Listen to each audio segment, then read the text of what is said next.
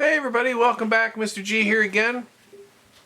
Welcome to the next in the lecture series for ELIC 200 electric machines. Today what we're going to be talking about is the DC motor. And then we have a whole bunch of little terms and things that we're going to be talking about and discussing in details.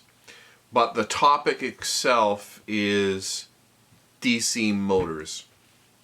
So in the last lecture, we discussed the very basic DC motor with a winding or coil inside. We have a magnetic field, we have a commutator, and we have some brushes. So electricity is fed in through the brushes to the commutator.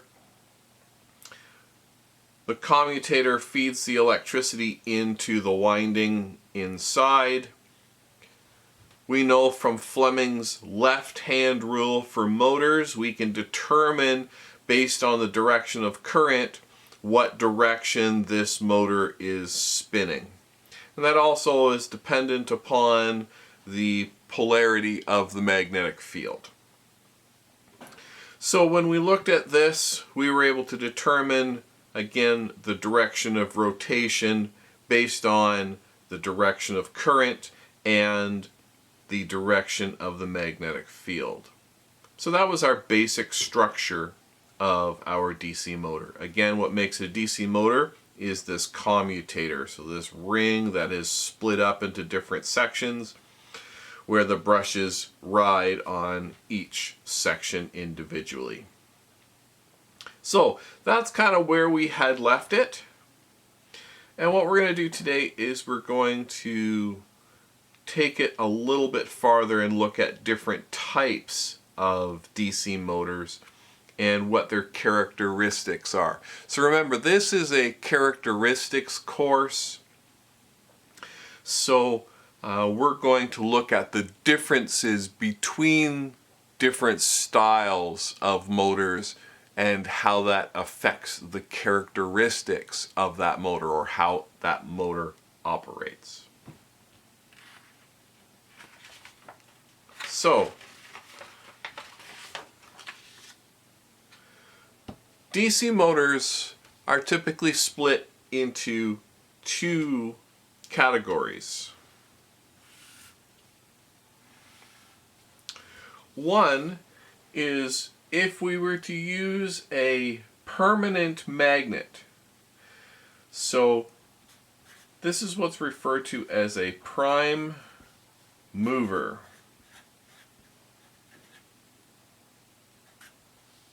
So that means that the magnetic field that is set up here is done using permanent magnets. So a permanent magnet motor. They call it a prime mover.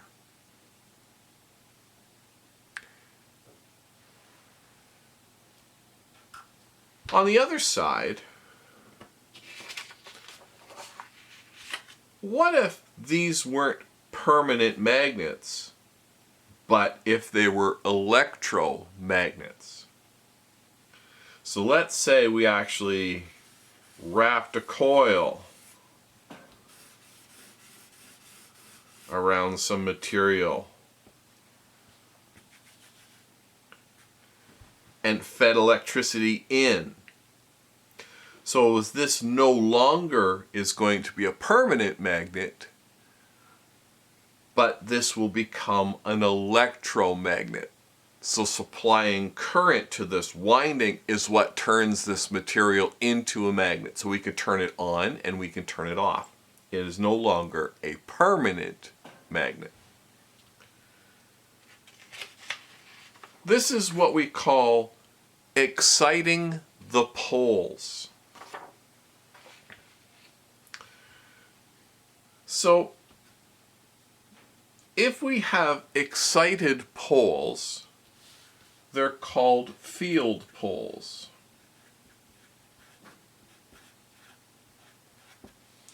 So a field pole magnet uses, or field pole motor uses electromagnets.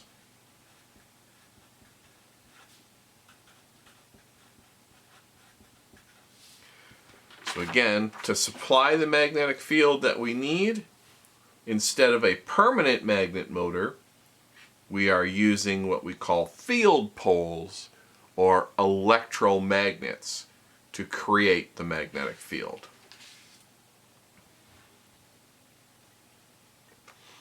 So those are the two main categories or types, if you will, of DC motors. So again, the magnetic field is either created with permanent magnets or with electromagnets. If it's a permanent magnet, they call it a prime mover.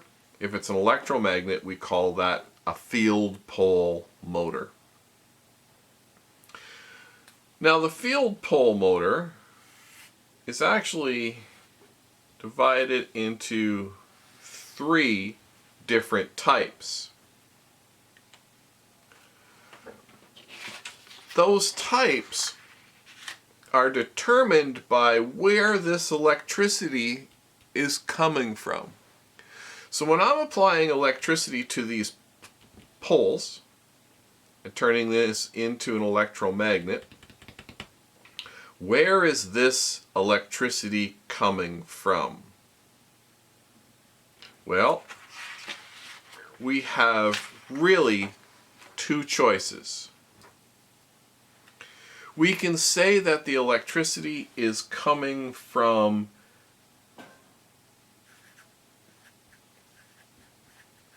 a series connection or a parallel connection. And parallel is referred to as shunt.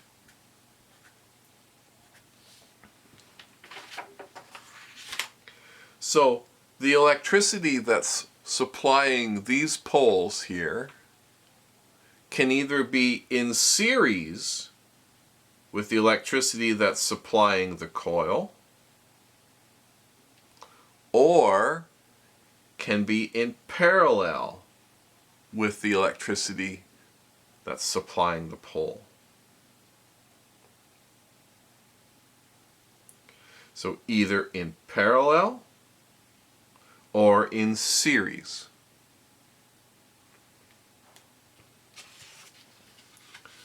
The third one is actually a combination of the two, and it is called the compound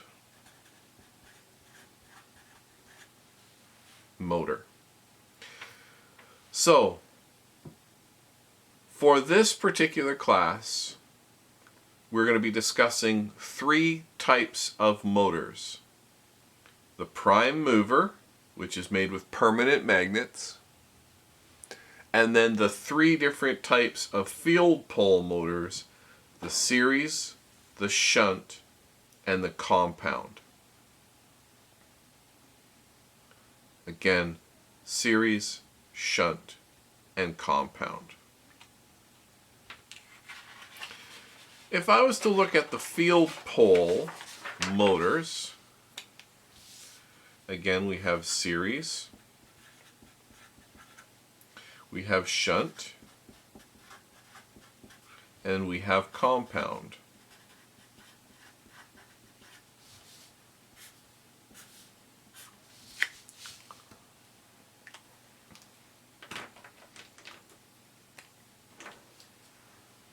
For the series, if we were to look at a schematic of that motor, it would look like this, where here is the winding that makes up the field pole.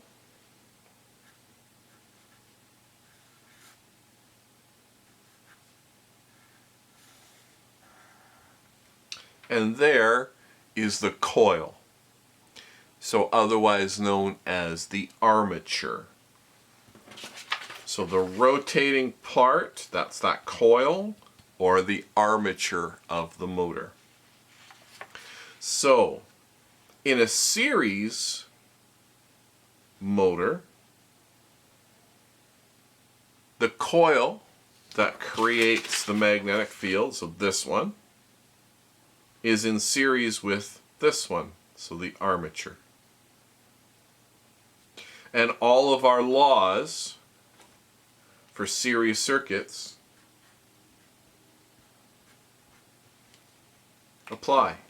So that means they share the same current.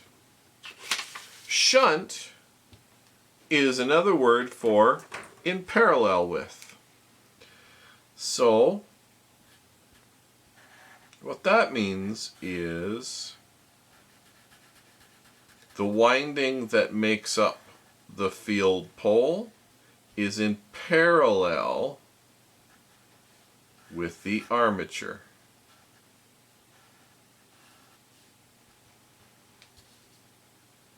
And all of our parallel rules apply, so they share the same voltage.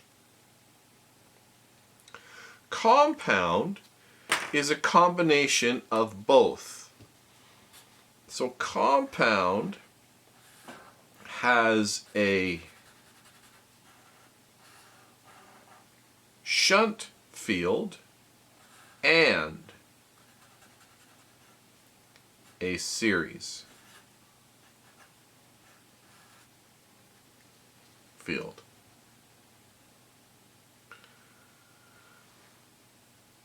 In series with, in parallel with, and a combination of the two. So again, that all comes down to where does the electricity for these field poles come from? Are they in parallel with the armature? Are they in series with the armature? Or is there a combination of both?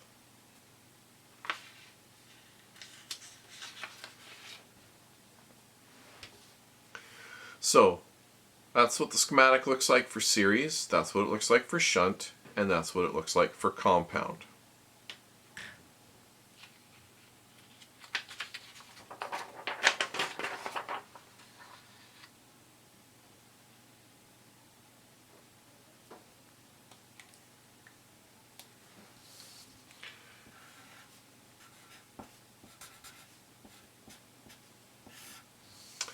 There's a term that you need to be familiar with called CEMF. That's counter electromotive force. Counter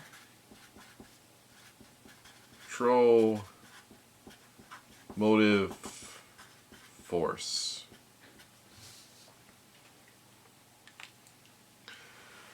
CEMF. Counter means opposite direction. Electromotive force is basically a fancy word for voltage. In a motor, once the motor is spinning, a voltage is actually created on the spinning coil. And that voltage that is on the spinning coil is opposite to the voltage that's causing it to spin. So basically,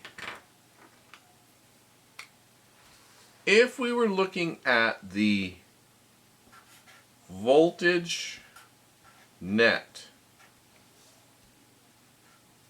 in that system, it would be the voltage applied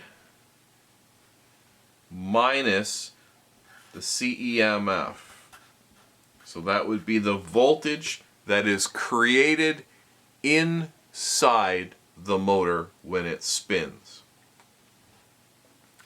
If you remember back to our very early discussions in this course about generators, and we said that if we moved a wire inside a magnetic field, voltage would be created on that wire. So that goes all the way back to our very first lessons in this course. That is a concept that happens inside a motor. They call it the generator effect of a motor. The generator effect is what would happen if I had a spinning wire or a moving wire inside a magnetic field, that's a generator. So once this thing starts to spin, so I apply some electricity, once this starts to spin, the natural thing that happens in a generator happens inside a motor. So that means that as this thing is spinning, this wire is cutting through the magnetic field, and it actually creates a voltage. It is generating a voltage inside the motor. And that voltage is actually in the opposite direction to what's causing the motor to spin.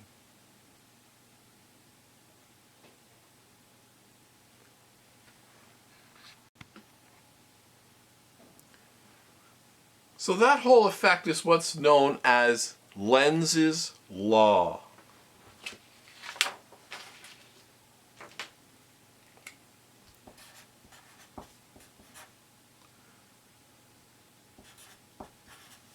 So Lenz's law basically states that in all cases of electromagnetic induction, the induced voltages have a direction such that the current which they produce oppose the effect which produces them.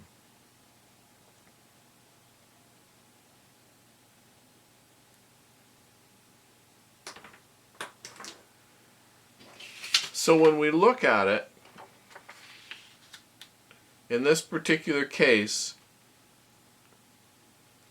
we put a voltage here which causes a movement. Lenz's law states that that movement will create a voltage in the opposite direction that's causing that movement.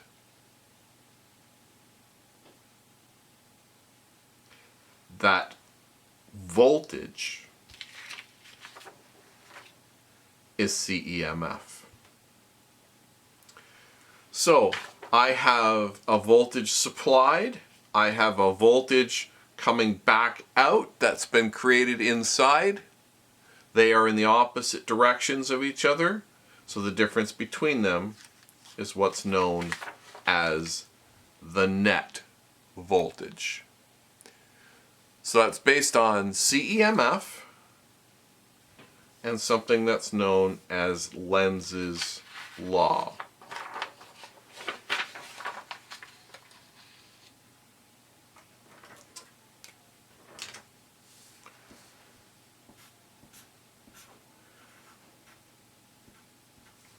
Current in the armature. So this is the armature. Current in the armature flowing in a motor. There's really two cases. One is, what is the current flowing in the armature when the armature is not moving? Two, what is the current that is flowing in the armature when the motor is spinning? So again, there's going to be one current when it's not spinning, so just before it starts to spin. Then there's going to be another current once the motor is up to speed and it's spinning. So basically, Ohm's law says that current is equal to voltage divided by resistance. So that's resistance of the armature winding. This is voltage that's across the armature winding. So this is actually the net voltage.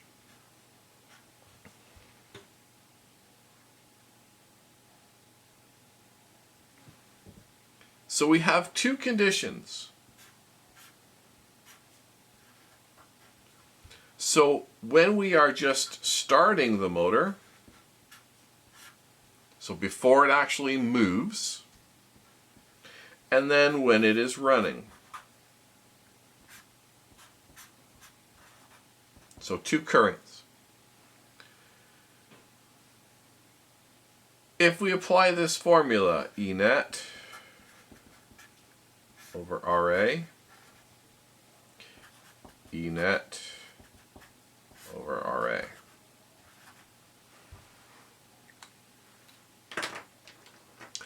The question becomes, what is E net in each case?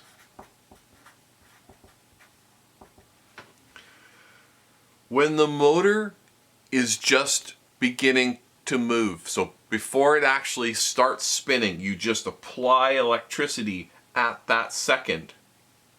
Remember, E net is the applied voltage minus the CEMF. If the motor is not spinning, there's no CEMF. So therefore, E net equals the applied voltage.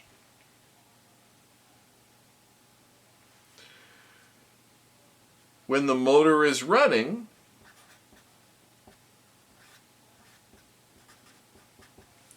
there is some CEMF being generated.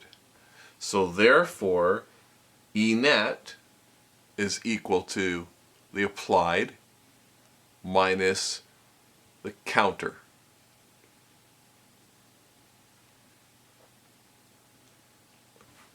So, in this particular case, the starting current, because there's no counter EMF, the starting current is actually very high.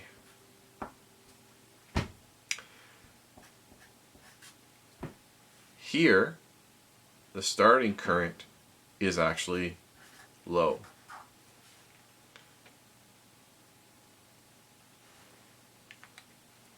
So let's take an example.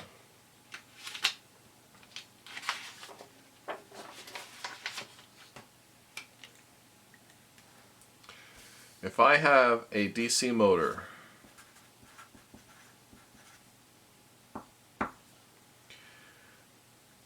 the applied voltage is 20 volts.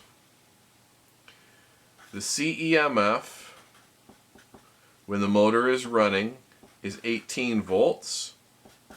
The armature resistance is 2 ohms. So what we want to do is we want to calculate the armature current at start and the armature current in the run condition. So, in the start condition, we have 20 minus 0 because there's no CMF when it's starting to run. So just as you flip that switch, before everything starts to spin, the CEMF is 0. 2 ohms. Therefore, we end up with 10 amps of current flowing in the armature. So as soon as we hit that switch, we have 10 amps of current flowing. Then the motor picks up speed and levels off at its running speed. And in that case, we have 20 volts minus 18 volts of CEMF divided by 2 ohms. So that gives us 2 over 2, 1 amp.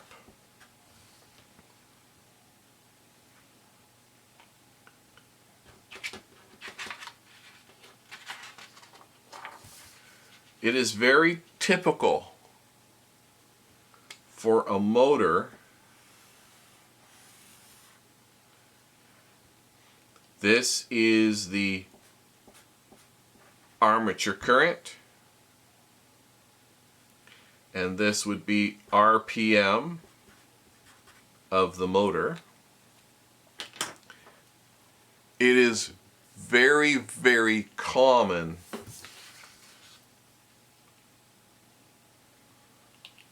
for a DC motor to have an armature current that looks like this.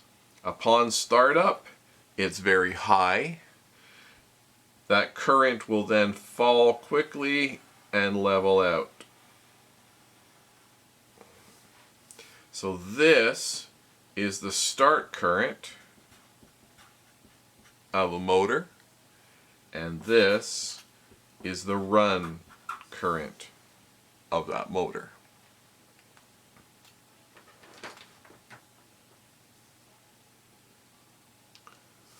So in this example, we have 10 amps here, 1 amp flowing here. If you remember one of our previous lectures, we talked about fast blow and slow blow fuses. This is why we have the slow blow fuse, because the current spikes upon startup and then falls quickly into the run condition. This high current here is because there's no CEMF created when the motor is not spinning. So again, in this condition here, this example, we had 20 volts applied, CEMF was 18, so that's coming back. Armature resistance of 2 ohms. The start current, so before rotation, there's no CEMF. When we have full rotation, we have full CEMF. Ohm's law gives us different current. So the current of a DC motor is very high at start in the armature, and then it falls quite low when it is running. Alright, so let's see how that actually translates to motor characteristics. So what we're going to be looking at is series versus shunt versus compound.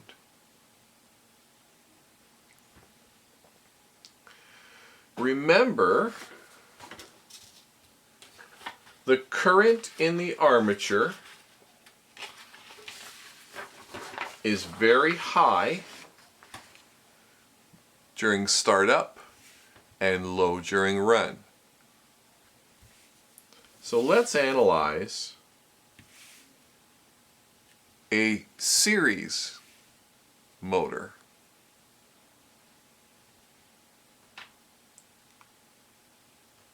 Since both the field pole and the armature share the same current, when the armature current is high, the field current is high. When the armature current is low, the field current is low. So they share the same current. In this case, since they are in parallel, they each have their own current path. So the current in the field pole is not affected by the spike or the drop.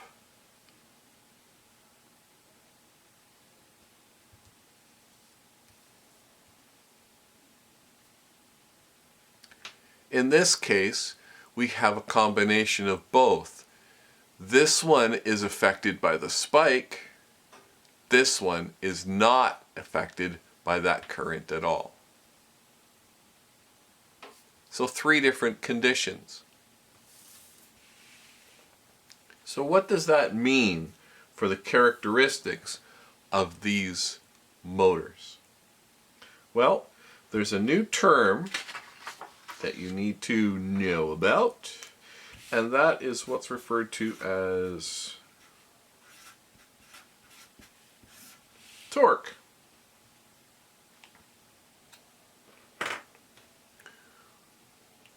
Torque refers to the strength of the motor. So how much rotational force does a motor have? So if I was to take a hex bolt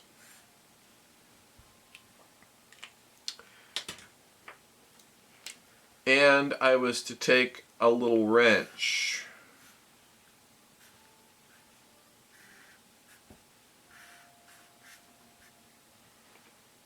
and I applied some force on that wrench to try and move or spin that hex nut, I would be applying a rotational force. That would be torque. Most of the things that we're going to be doing in this course, torque is measured in foot-pounds or inch-pounds for the imperial system, or Newton meters for the metric system. So in this course we'll be doing both types of measurements. So in the lab you'll be doing measurements with inch pounds and Newton meters. In the class, in the lecture, we'll be doing calculations. Most of them will be inch pounds just because that's what our formula is.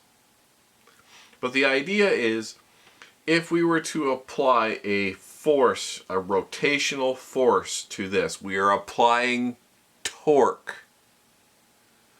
So it's rotational strength. How much force do we have? If I was to lengthen that wrench, I get to apply more rotational force, higher torque. When it comes to a motor, the shaft of a motor spins. So how much force, rotational force, does that shaft have? The stronger the motor, the more torque you have. So again, torque refers to rotational force. So how much torque? In the electric motors that we're dealing with, these DC motors,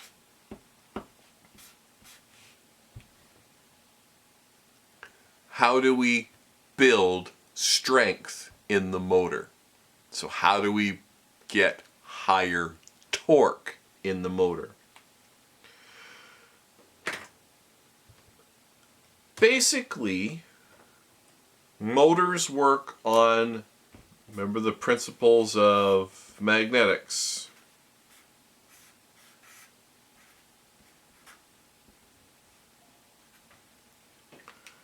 So there are forces that are keeping these things apart. The stronger the magnet, the more force keeps them apart. In a motor, the stronger the magnets, the stronger the motor. Therefore, more torque. So again, in a DC motor, there are two elements that determine the strength of a field pole motor.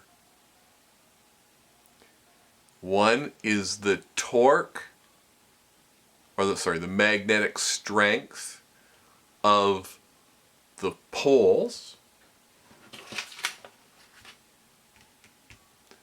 and the magnetic strength of the armature. So again, in a field pole motor, there are two things that affect the strength or the torque of that motor. One is the strength of the magnetic field on the poles. Two, the strength of the magnetic field created by the armature. So what causes magnetic strength?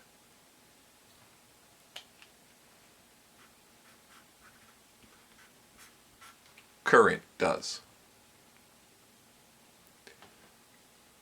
The higher the current in the winding, the stronger the pole. The higher the current in the armature, the stronger the magnetic field here. So, torque in a DC motor is determined by magnetic strength. Magnetic strength is determined by current. So we can say torque is determined by magnetic strength, and magnetic strength is determined by current. So therefore, the torque of a motor is determined by its current.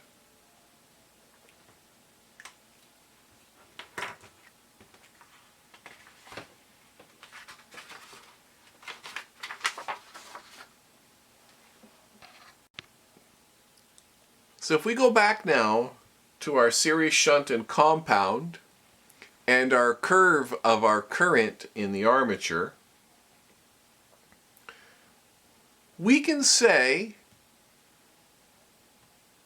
that when the current levels are high, we have a stronger motor than when the current levels are low. But what we're going to do is we're going to examine each one of them at two different points.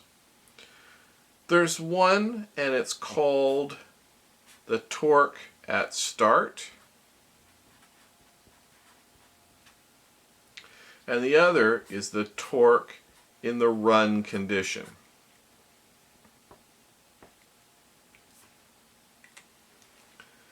So the torque at the start. So that means how strong is the motor at pushing a load from 0 up to speed. So if I had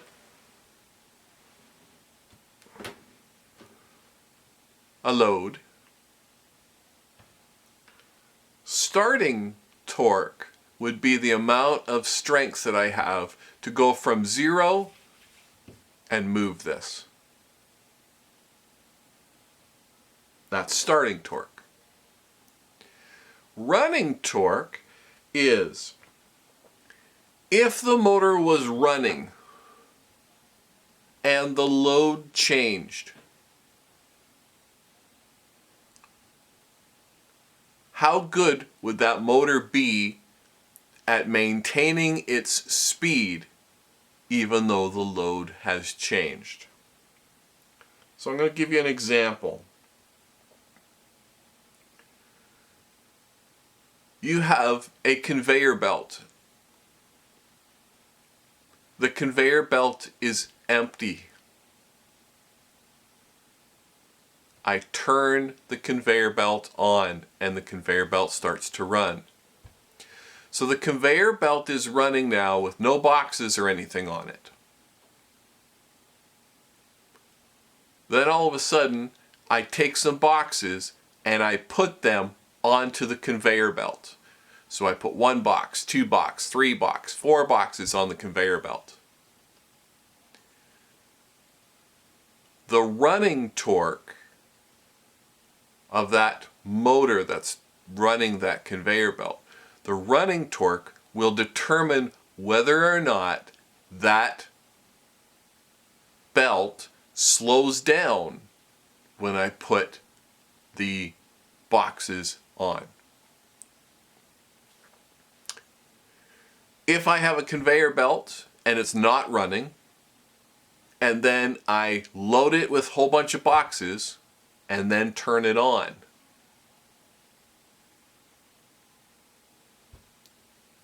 how easily does the motor bring the conveyor belt up to speed?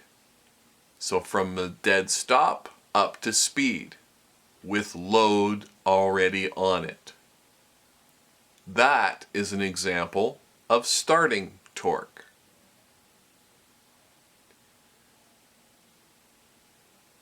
So we have starting torque, the ability to go from 0 RPM and push a load up to speed. Running torque is the ability to be able to handle varying loading conditions while the actual motor is already running. So each of these motors has different starting and running torque characteristics. So what we're going to do is we're going to start with the series. In the start condition, the current in the armature is very high. Since this pole, or field pole, shares the same current, it is also very high. So both currents at the starting condition are very high. High currents mean high torque. So the starting torque for a series motor is very high.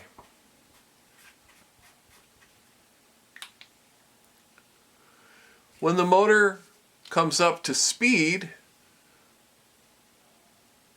the armature current drops quite a bit. And since they share the same current, so does that. So both the field pole and the armature currents drop in the run condition. So this motor actually has a very low running torque. So its strength at run is very low. Let's move over here. This magnetic strength here of this field pole is independent of the current that is here. So that means when this current spikes, this one doesn't.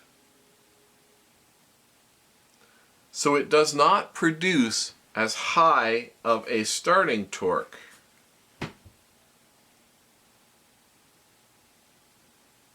But when this current falls off in the run condition, this one is maintained. So we actually have higher running torque.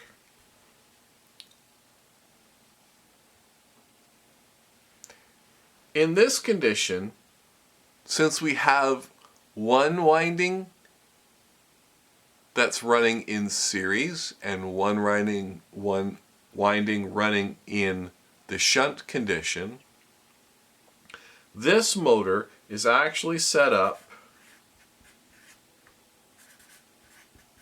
with torque values for both the start and the run in between these values.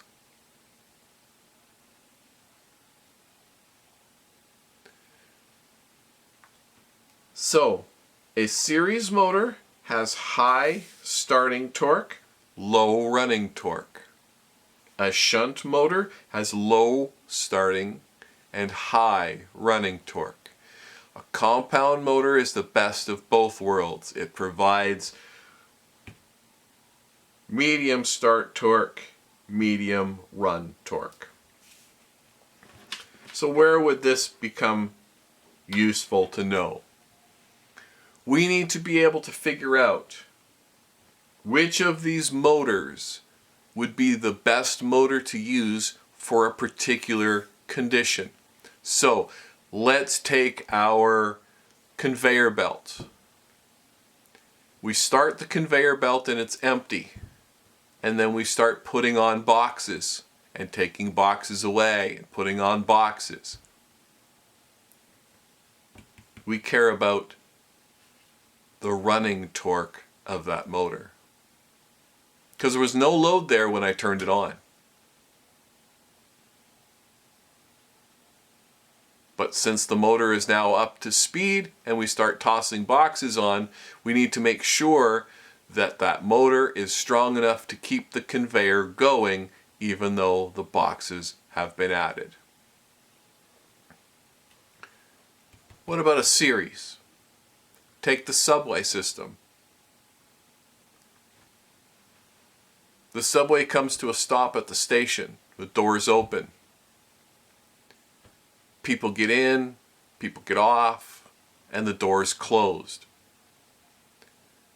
So we have a fixed load condition before the subway starts to move. That requires high starting torque. So that means getting the motor up to speed from a dead standstill with a load attached. So all the people on the subway, you got to push the subway along and bring it up to speed. Once it's at speed, people aren't jumping on and off the subway, or at least they shouldn't be. So we don't care about the running torque because the load doesn't change once the subway is running. Where would we use compound? Well, let's go back to that conveyor belt example. Let's say that the conveyor belt sometimes has boxes on it when it starts, sometimes it doesn't. And we are going to be putting boxes on and taking boxes off as it's running. So in that case, we want something like a compound motor to give us some decent starting torque and some decent running torque to handle all of those conditions. The question always gets asked, well, why don't we just make everything a compound motor and then don't worry about it? Well, compound motors are more expensive to manufacture because they have extra sets of windings. So a compound motor is actually more expensive to manufacture than any of the other two. So, looking at the torque characteristics of each of these motors, we have in a series motor, we have high starting torque, low running torque.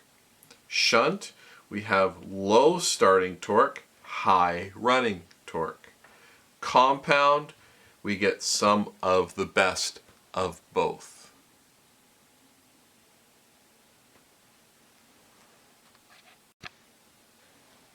So again, DC motors split into two categories. First one is permanent magnets creating the magnetic field. We call that a prime mover. Then we have field poles creating the magnetic fields with an electromagnet. And we have three different types depending on how it's connected. We have series, shunt, and compound. And each of those have different torque characteristics. Well, I hope this helps. Until next time, everybody stay safe. Take care.